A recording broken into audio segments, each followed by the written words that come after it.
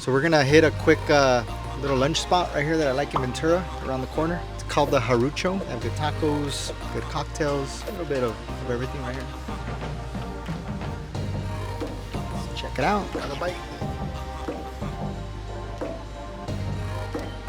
Jordan wants some pros and cons from my opinion about the property. I think a couple of the cons are that the driveway is really narrow, not a lot of good parking inside. So that means that most of the parking needs to happen, off-site.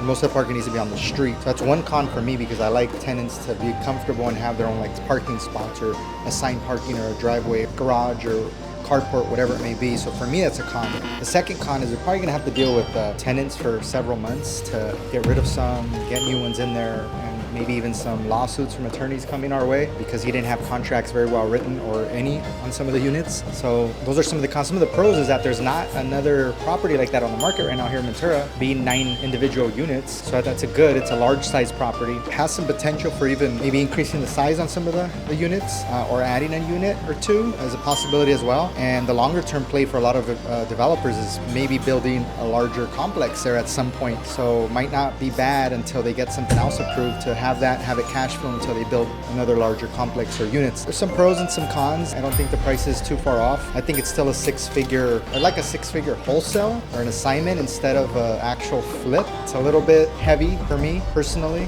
but I think an assignment, we can probably get a buyer fairly quickly to sign it over and to close on it. So that's another pro on the property. So let's see what happens. What was your pros and cons? Cons, I think that, yeah, there's a lot of headaches, but that's how you get good deals.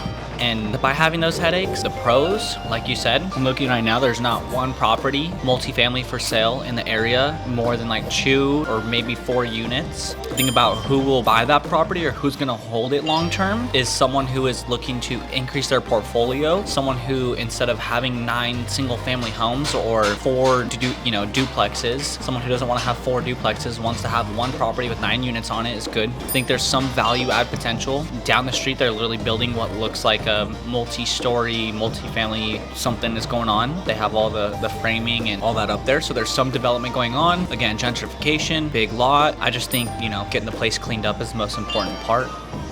This one's my favorite. These 2 avocado sauces are my favorite. I like them so much, I drink them. I like these 2 sauces, avocado ones so much, I drink them. You know why I like it? It reminds me of the avocado sauce my mom used to make growing up. Con los taquitos dorados, las flautas. She used to make one really similar to this.